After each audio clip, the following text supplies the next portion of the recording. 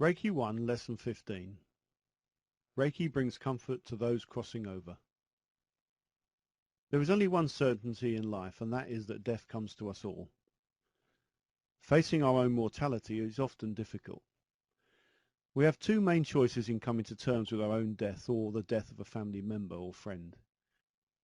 We can choose to view death as final and become consumed in grief, or we can envisage life after death and celebrate the transition to eternal life. Our beliefs and personal experiences shape how we deal with this extremely emotive issue. Losing my sister Kim at the young age of 33 was a devastating blow to myself and my family. It was the first time I'd experienced losing someone close. Looking back in hindsight, and through my own research and subsequent experiences with people who came to me for help before dying, I found many common attitudes and mistakes associated with death. The Western world in general treats the subject of dying as taboo, something we shouldn't talk about. As a stark contrast, Eastern philosophy and the teachings and beliefs of many ancient cultures view death as a natural part of life.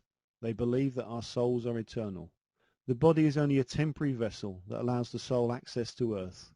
Karmically, we are here to learn and grow. When a person becomes more spiritually aware, they grow to understand and accept these ancient beliefs. When you look at the two choices, it should be easy to believe in life after death, rather than believe that death is final, and we have nothing else to look forward to. All religions are built on the premise that to obtain eternal life you must be good in this one. Thanatology, the study of death and dying, has given humanity the insight into life after death. People who have had near-death experiences bring hope and reports of a better place. Books such as Saved by the Light by Daniel Brinkley offer inspiration and comfort to us all. In 1975, Daniel was struck by lightning as he made a telephone call to a business partner during a thunderstorm. He was pronounced dead in the ambulance on the way to hospital. For a little over 20 minutes, he experienced what people fear the most, what really happens to you when you die. Daniel Brinkley tells how his ethereal soul leaves his earthly body and floats high above, looking down at the scene of his death. He felt no pain or sadness at leaving his body, or his life behind. A tunnel of bright light appears in front of him, and he is quickly engulfed by it. As he progresses into the light, he feels an overwhelming sense of peace and love. He goes on to tell of meeting spiritual beings and being shown a beautiful spiritual realm. This life-changing experience is not unique to Daniel Brinkley. Thousands of other people who have died on the operating table or after an accident only to come back from the brink have reported similar experiences. If Daniel had been the only person to profess to such a profound experience, then we could dismiss it as fiction or fantasy. A man with a wild imagination who suffered hallucinations, perhaps after a serious and almost fatal accident. There are 9 common traits that thanatologists like Dr. Raymond Moody, author of Life After Life, have been able to define through countless studies with people who have had near-death experiences. This research, we believe, proves that there is life after death. The 9 common traits are as follows.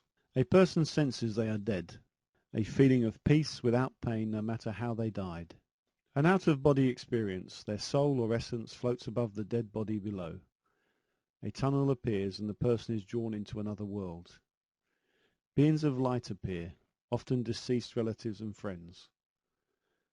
A particular being of light appears to greet and guide them.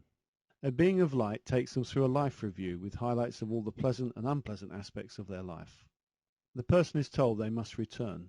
They feel reluctant to do so, but understand they have no choice. On returning, the person has a personality transformation. They no longer fear death, and they're often guided and inspired towards a new, definite purpose in their life. The knowledge that there is life after death should be incorporated into your own life, as well as the life of your family, friends, and people who you meet along your path to eternal life. We urge you to study and become more aware of how to use this knowledge to help people who fear death. Make their transition a happy and joyous experience. Treat also their families so they may celebrate in the knowledge that their loved ones are not suffering and lost forever.